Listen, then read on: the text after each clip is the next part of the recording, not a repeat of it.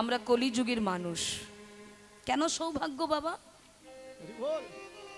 আমাদের যুগ চারটি,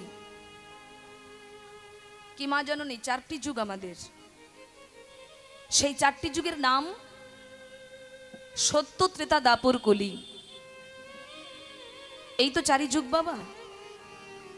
কিন্তু এই চারটি যুগের মধ্যে সত্য যুগ নয়, ত্রেতা যুগ নয়, দাপর যুগ নয়, মহাজনরা কলিযুগকে প্রণাম করেছেন।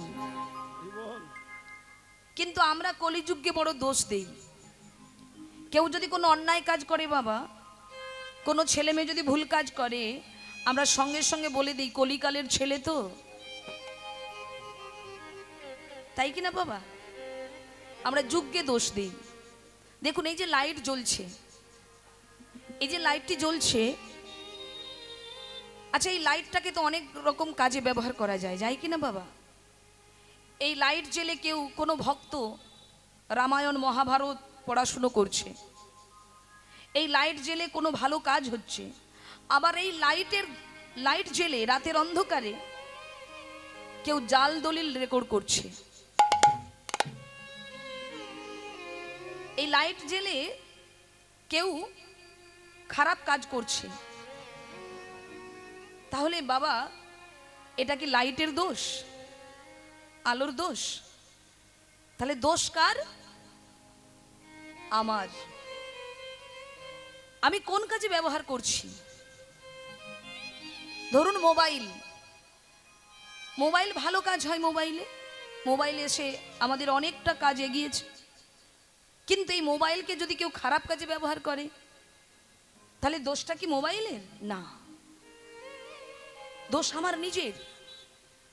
তাহলে আমরা কলিযুগকে দোষ দেই, কিন্তু না, যুগের কোনো দোষ নেই, দোষ আমার নিজের। আমি কলিযুগে জন্মগ্রহণ করেছি, এটা আমার সৌভাগ্য। কেন সৌভাগ্য? না, আমাদের কলিযুগের ভগবান হলেন দয়াল গৌর সুন্দর।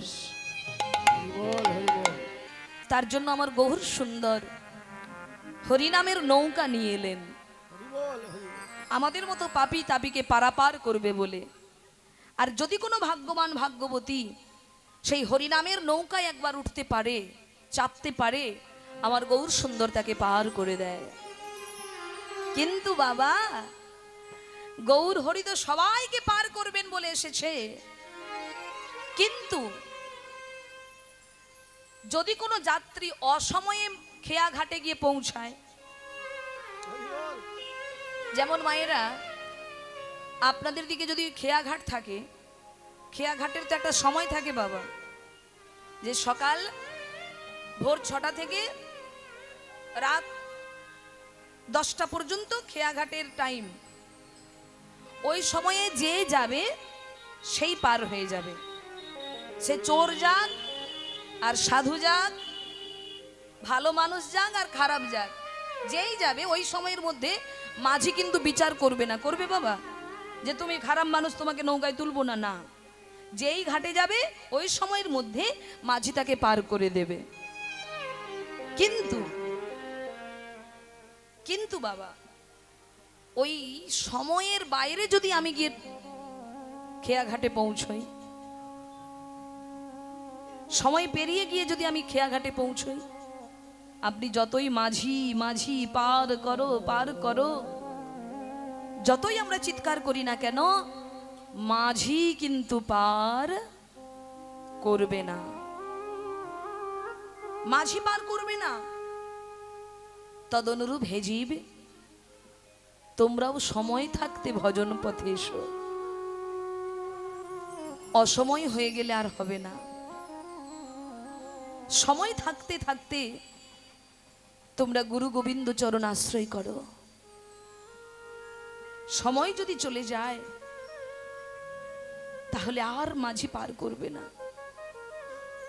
কিন্তু জানো মা, আমার গৌর সুন্দর এত করুণাময়, তিনি বললেন যদি কোনো জীব অসময়েও আমাকে ডাকে,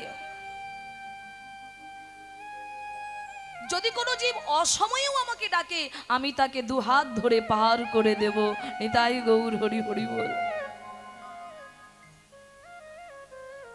তিনি এত দয়া করেছেন কলির জীবকে, কিন্তু আমার কপাল এত মন্দ, এমন করুণার অবতারে জন্মগ্রহণ করে এমন দয়াল ভগবানকে পেয়ে আমি এমন পাপী, এমন দুরাচারী, এই বিষয় মায়ায় আচ্ছন্ন হয়ে আমার যে বেলা গড়িয়ে সন্ধ্যা হয়ে গেল সে খেয়াল আমার নেই। 24 ঘন্টার মধ্যে 24 মিনিট তার চরণ তলে বসে তাকে ডাকি নাই। সারাটা দিন সংসারের বোঝা বইতে বইতে বইতে বইতে কখন যে শিশুকাল থেকে বার্ধক্য চলে এলো আমি তো বুঝতেই পারি নাই। তাই আমার গৌর সুন্দর এসেছেন, হে জীব তোমরা আর মহঘুমে ঘুমিও না গো, মায়ার বালিশ মাথায় নিয়ে অহংকারের বিছানায় তোমরা আর ঘুমিয়ে থেকো না, একবার হরি নাম করো। হরি নাম বিনা আমাদের গতি নাই।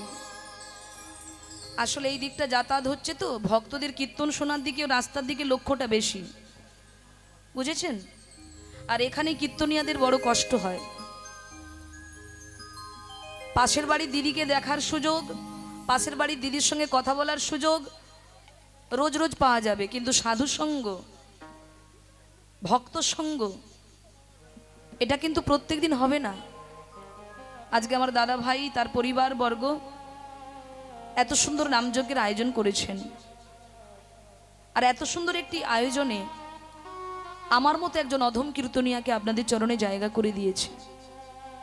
তা আপনাদের মন যদি চঞ্চল থাকে, আমি তো আপনাদের দিকে তাকাতেই পাচ্ছি না। কেন? কারণ এই চঞ্চল বদনগুলো দেখলে না কীর্তনে প্রেম আসে না, কীর্তন জন্মায় না। আর কীর্তন গাইতে গাইতে যদি প্রেম না আসে তাহলে কীর্তন গেয়ে হয়তো টাকা পাবো আমি কিছু, হয়তো কীর্তন করে টাকা নিয়ে চলে যাব, কিন্তু পারমার্থিক কৃপা লাভ করতে পারবো না বাবা। তাই একটু মনোযোগ সহকারে শুনবেন, আর এই সাইডে যারা থাকবেন একদম চিৎকার করে কথা বলবেন না। এই গেটের কাছে যারা দাঁড়াবেন একদম চিৎকার করে যেন কথা না আসে, কোনো আন কথা যেন কানে না আসে। জয় রাধে। ভক্তমণ্ডলী, হরিনাম ছাড়া আমাদের অন্য কোনো মূল্যবান ধন সম্পদ নেই, কিন্তু আমরা গাড়ি বাড়ি টাকা পয়সাকে যতটা মূল্য দেই, সংসারকে যতটা মূল্য দেই, ভগবানকে ততটা মূল্য আমরা দেই না। কিন্তু শেষের দিনে এই পরিবারবর্গ সবাই তোমার থেকে দূরে চলে যাবে, কিন্তু একজন তোমার সঙ্গে যাবে, তিনি হলেন কে? হরিনাম তোমার সঙ্গে যাবে।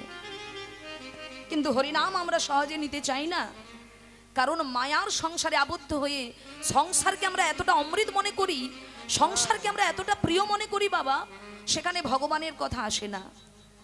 বাসুদেব বিপ্র নামে এক ভক্ত, জানেন বাবা? খুব মন দিয়ে শুনবেন কথাটা, আপনাদের প্রত্যেকের জীবনে কাজে লাগবে। আপনাদের প্রত্যেকের জীবনের সঙ্গে এই ঘটনাটি একদিন ঘটতেও পারে। বাসুদেব বিপ্র যিনি সংসারে আবদ্ধ, তিনি কখনো ভগবানকে ডাকেন না, ভগবানের চরণে কোনোদিন মাথা নত করেন না। তিনি কর্ম করেন, সংসার চালায়, ছেলে মেয়েকে মানুষ করে, স্ত্রী পুত্রকে দেখে, তাছাড়া তার কোনো ভগবানকে যে ডাকতে হবে, তার চরণে যে মাথা নত করতে হবে, এই জ্ঞান তার নেই। কিন্তু তার সৌভাগ্য, একজন কৃষ্ণ ভক্তের সঙ্গে তার বন্ধুত্ব হয়েছে, একজন গৌর ভক্তের সঙ্গে তার বন্ধুত্ব। তখন তার বন্ধু বলছেন, ভাই অনেক তো সংসার হলো, এবার একটু গৌর হরির চরণে আশ্রয় নে, এবার একটু হরিনাম কর, নাম জপ কর, গুরুচরণ আশ্রয় কর, অনেক তো হলো মায়ার সংসারে, এবার একটু হরিনাম কর। তখন সেই বাসুদেব বিপ্র বলল, যা, এই সংসার ছেড়ে ছেলে স্ত্রীর ভালোবাসা ত্যাগ করে কেউ আবার ওই সব পথে যায় নাকি? সংসারের মানুষ আমায় কত ভালোবাসে তুই জানিস? ও বলে, আমার এখনো সময় হয়নি, আমি পরে যাব, আর একটু বয়স হোক, এই তো সবেমাত্র শুরু হয়েছে সংসার, আর একটু বয়স হোক তারপর যাব। কিন্তু দেখুন মা, ভগবানের কেমন লীলা। 1 বছর 2 বছর 3 বছর কেটে গেল, সেই বাসুদেব বিপ্রের শরীরে দেখা দিল বাবা কুষ্ঠ রোগ। কুষ্ঠ ব্যাধি দেখা দিয়েছে। যখন একটু একটু করে রোগ দেখা দিয়েছে, পচতে শুরু করেছে দেহ, সামান্য রোগ দেখা দিয়েছে, তাতেই সংসারের অবস্থা কিরকম হচ্ছে দেখুন বাবা। যে প্রিয়তম পত্নী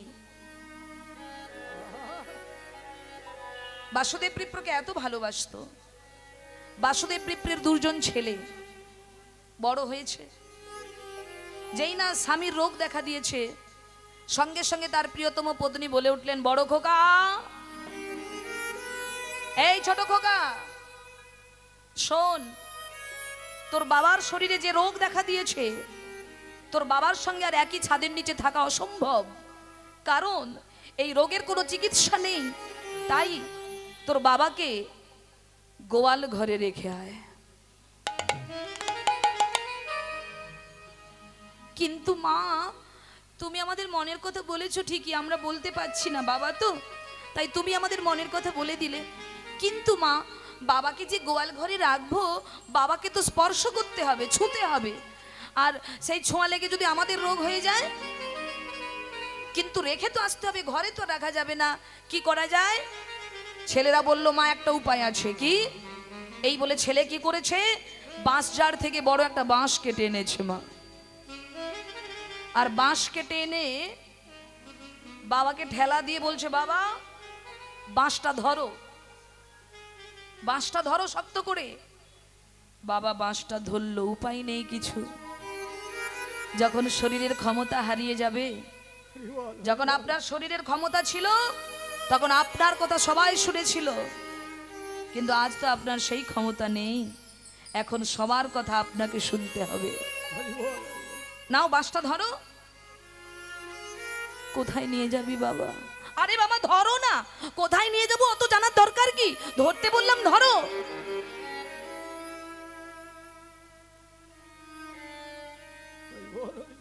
যেই না ধরেছে মা, 2 পুত্র মিলে, বাবা যখন কোনো গাভী মারা যায়, সেই গাভীকে ফেলতে গেলে কিভাবে নিয়ে যায়? 2টো পায়ে বেঁধে বাঁশ দিয়ে ঝুলিয়ে নিয়ে যায় না? ঠিক সেই রকম বাসুদেব বিপ্র ধরেছে, আর 2 ছেলে বাবাকে ঝুলিয়ে ঘর থেকে টেনে টেনে গোয়াল ঘরে রেখে এসেছে।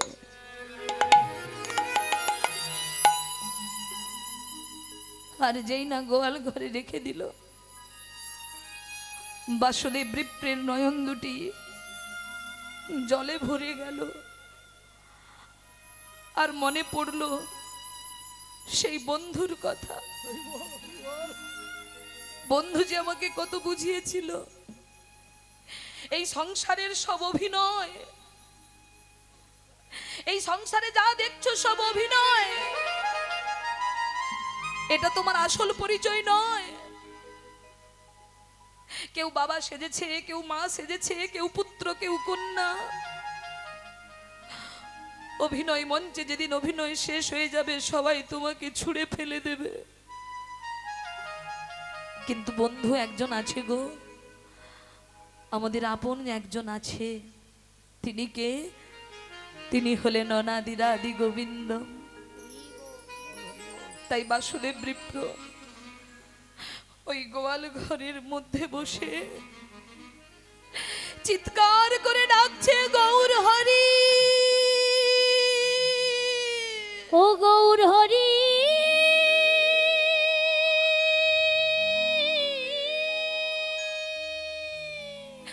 গৌর হরি, গৌর হরি,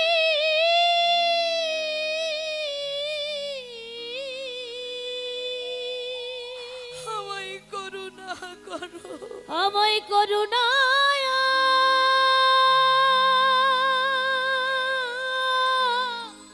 আমায় দয়া করো, আমায় দয়া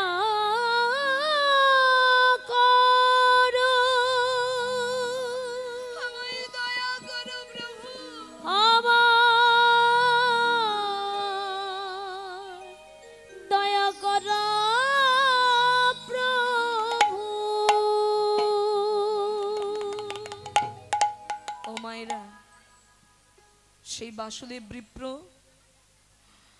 ক্রমে ক্রমে তার কুষ্ঠ ব্যাধি বাড়ছে, ক্রমে ক্রমে তার সারা শরীরটা পচছে। কিন্তু বাবা, ওই বাসুদেব বিপ্রকে তার স্ত্রী একবারের জন্য দেখতে পর্যন্ত আসছে না গোয়াল ঘরে তার স্বামী বেঁচে আছে কি মরে গেছে। একদিন বাসুদেব বিপ্র চিৎকার করে বলছে, গিন্নি গিন্নি,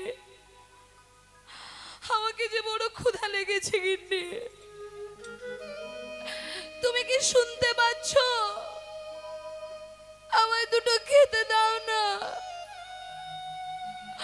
আমি এখনো মানুষটা মরে যাইনি,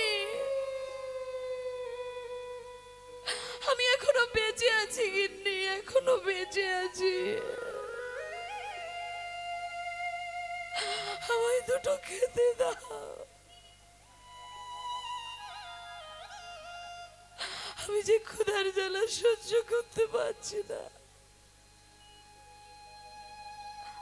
যেই না চিৎকার করে ডাকছে, অমনি বাসুদেব বিপ্রের স্ত্রী হম্বি তম্বি করে এসে বলছে, এই যে ও ঘাটের মরা, বলি এত লোকের মরণ হয় তোমার হয় না? সকাল থেকে চিৎকার করছো খেতে দাও বলে, এমন ভাবে চিৎকার করছো পাড়ার লোক সবাই শুনতে পাচ্ছে।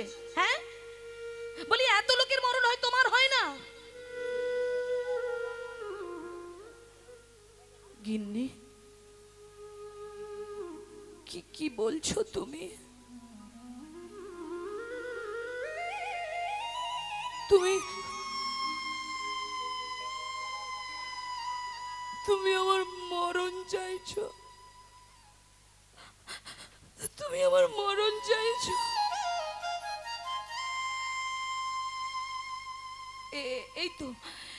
এই তো কিছুদিন আগে তুমি আমার হাত দুটো ধরে বলেছিলে তুমি নাকি আমায় বড় ভালোবাসো। এই তো কিছুদিন আগে তুমি আমার হাত ধরে বলেছিলে তুমি নাকি আমাকে ছাড়া বাঁচবে না, তুমি নাকি আমাকে ছাড়া চলতে পারবে না, তুমি নাকি আমায় খুব ভালোবাসো। আর আজকে আমি যেই অসুস্থ হয়ে গেছি, আমার যে কর্মক্ষমতা চলে গেছে, তুমি আমার মরণ চাইছো। গৌরহরি, এই কথা শোনার আগে কেন আমার মৃত্যু হলো? ও গো দয়ামা,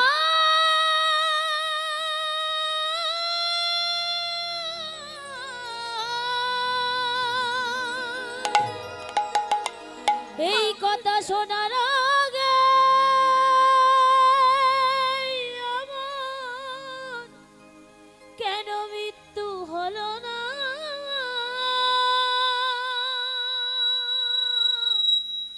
ও গো গৌরহরি,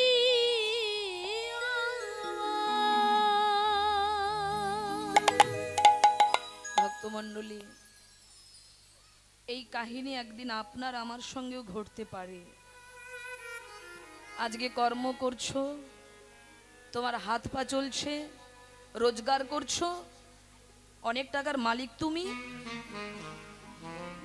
তাই তুমি মনে করছো তোমাকে বুঝি সংসারে সবাই খুব ভালোবাসে, তোমাকে না হলে মনে হয় সংসার চলবে না, তুমি না থাকলে বুঝি এরা কেউ খেতে পাবে না, এরা চলতে পারবে না। কিন্তু বাবা, এই ভাবনাগুলো আমাদের ভুল। ভালোবাসা ততক্ষণ, স্বার্থ আছে যতক্ষণ। স্বার্থ ফুরিয়ে গেলে তোমার গর্ভের ছেলেটাও তোমাকে মা বলে ডাকতে ভুলে যাবে। মা, স্বার্থ ফুরিয়ে গেলে 5 তলা বাড়ি করেছো তুমি পরিশ্রম করে, ওই বাড়িতেও তোমার জায়গা হবে না। তাই মা, বাসুদেব বিপ্র যখন খাওয়ার জন্য ছটপট করছে, বাসুদেব বিপ্রের স্ত্রী কি করলো জানো বাবা? যে পাত্রে করে একটা কুকুরকে পর্যন্ত কেউ খেতে দেয় না, সেই ভাঙা ফাটা একটা পাত্রে কিছু অন্ন দিয়ে অমনি স্বামীর কাছে ছুঁড়ে ফেলেছে, এই নাও খাও। ঘাটের মরা তখন থেকে ঘাই ঘাই করে যাচ্ছে, খাও বলছি। এই বলে ভাতের থালাটা ছুঁড়ে ফেলে দিয়ে স্ত্রী চলে গেল। আর ওই ক্ষুধার্ত ওই বাসুদেব বিপ্র, ওমা যখন কারো ক্ষুধার জ্বালা হয় সে কি আর তখন বিচার করে গো, তাকে তো খেতে হবে। তাই ধুলার উপর ওই ছড়িয়ে ছিটিয়ে পড়ে থাকা অন্নগুলো, ভাতগুলো বাসুদেব বিপ্র একটা একটা করে সেবা করছে। বিধি রে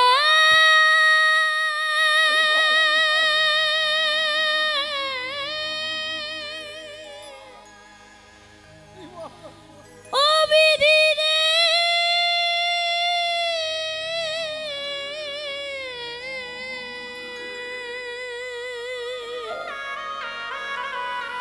এই কি তোমার বিচার বিধি,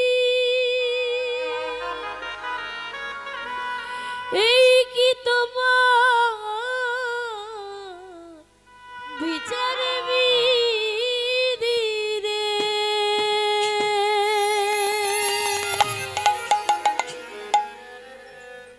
এই কি তোমার খেলা দয়াময়,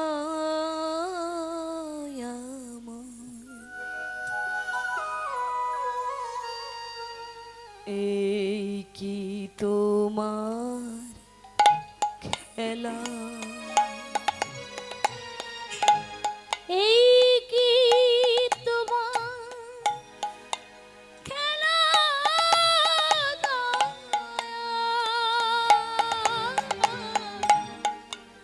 এই কি তোমার খেলা, এই কি তোমার খেলা দয়া, এই কি তোমার খেলা, এই কি তোমার খেলা দয়াময়,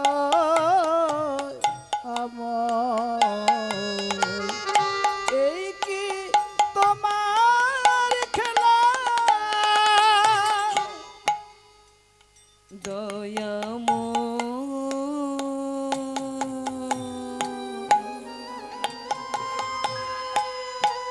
প্রভু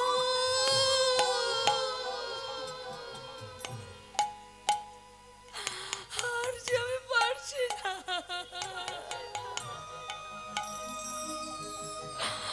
আমি যে আর সহ্য করতে পারছি না,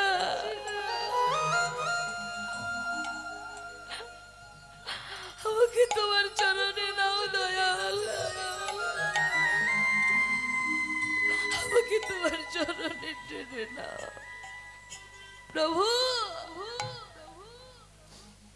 তুমি কারে হাসা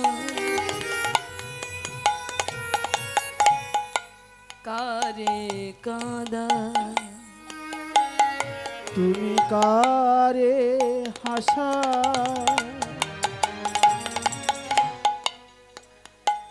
তুমি কারে কাঁদা, তুমি কারে হাসাও আবার কারে কাঁদা, তুমি করে হাসা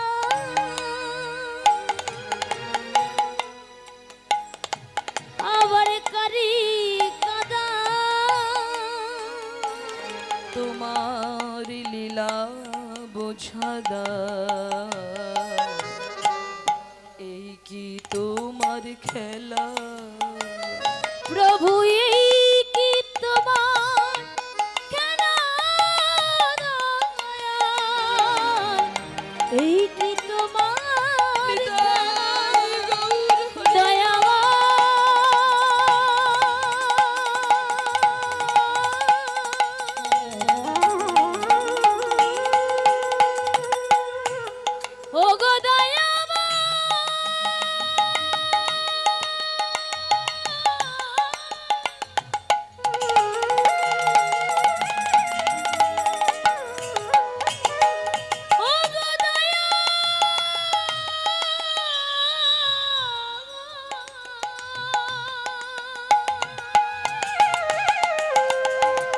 ওগো দয়াময়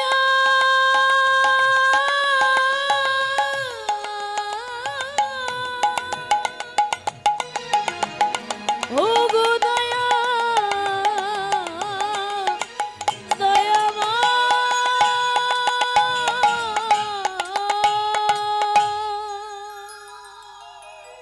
বিপদে পড়লে তখনই আমাদের মনে পড়ে প্রভু রক্ষা করো।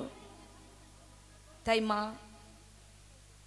ভগবানের কাছে ভক্ত যারা হয় তারা কখনো সুখ আনন্দ চায় না বাবা। কেন? প্রভু তুমি আমায় বিপদ দাও, কষ্ট দাও, জ্বালা দাও, যন্ত্রণা দাও। কেন? কারণ জীবনে একটা মুহূর্তের জন্য যদি সুখ চলে আসে,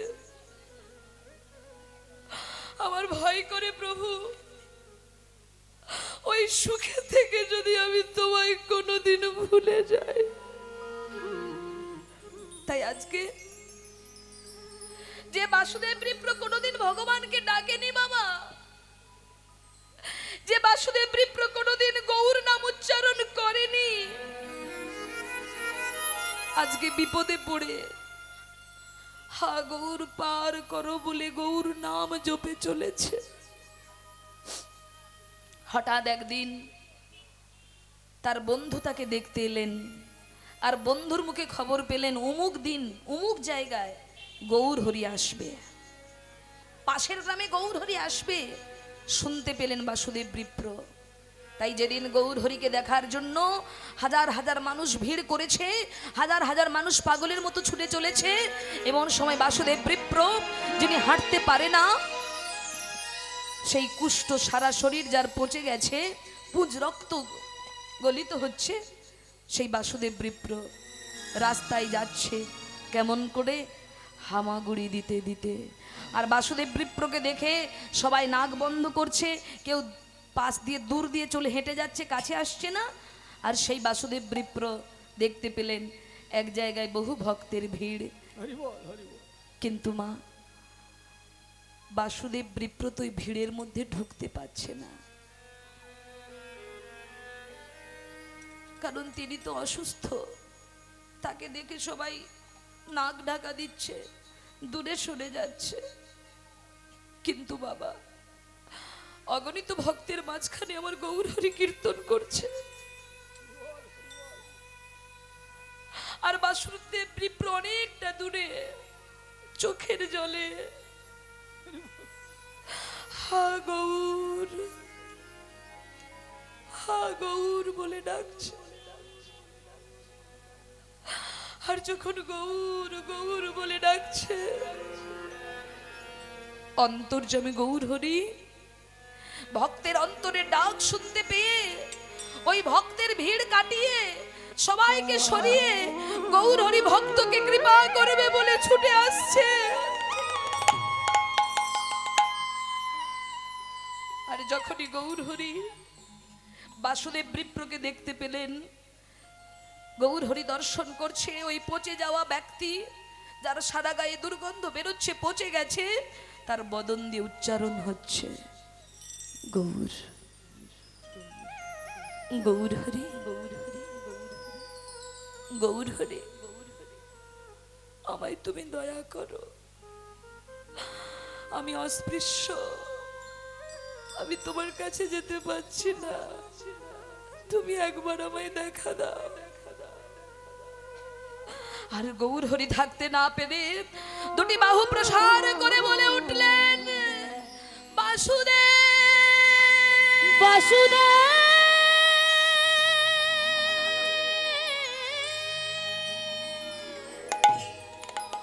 বাসুদেব, ওগো বাসুদেব,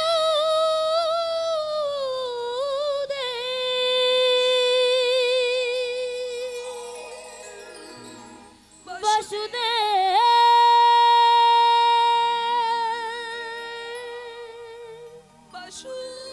বাসুদেব। অমনি গৌর হরি ছুটে গিয়ে বাসুদেব বিপ্রকে আলিঙ্গন করলেন। আর যেই আলিঙ্গন করেছে মা, ওই সারা শরীর পচে যাওয়া বাসুদেব বিপ্র তৎক্ষণাৎ সুস্থ দেহ সুস্থ শরীর লাভ করে গৌর হরির চরণটা জড়িয়ে ধরেছে। গৌর হরি যে সংসারের মায়ায় এতদিন আবদ্ধ ছিলাম, যে সংসারকে ভালোবেসে তোমায় ভালোবাসতে পারিনি, আজ আমি বুঝেছি প্রভু এ জগতে সব মিথ্যা, তুমি সত্য। তাই প্রভু তোমার চরণে আমার নিবেদন, ও গো গৌর হরি, আমি অধম বলে যেন দূরে ঠেলে দিও না, দূরে ঠলে দিও না, গৌরামায় নাও না সঙ্গে করে, গৌরামায় নাও না সঙ্গে করে, গৌর আমার নাও না সঙ্গে করে, গৌরামায় নাও না সঙ্গে করে, গৌরামায় নাও না সঙ্গে করে, আপন বলতে কেহ নাই আমার,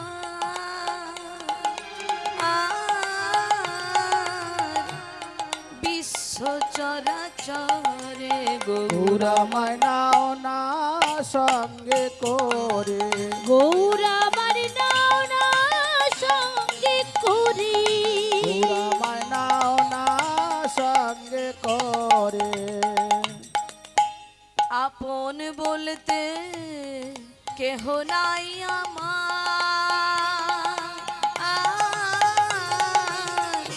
বিশ্ব চরাচরে গৌরামায় নাও না সঙ্গে করে, গৌর আমার নাও না সঙ্গে করে, গৌরামায় নাও না সঙ্গে করে, গৌর আমার নাও না সঙ্গে করে।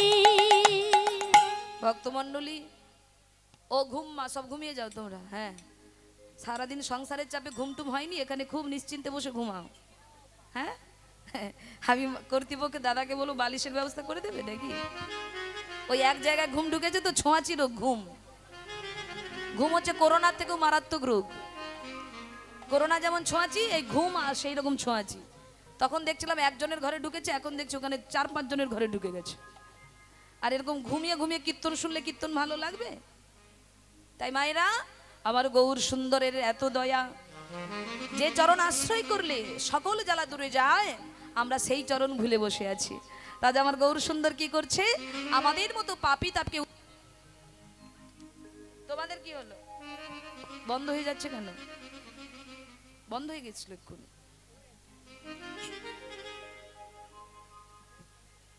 হয়তো বেটা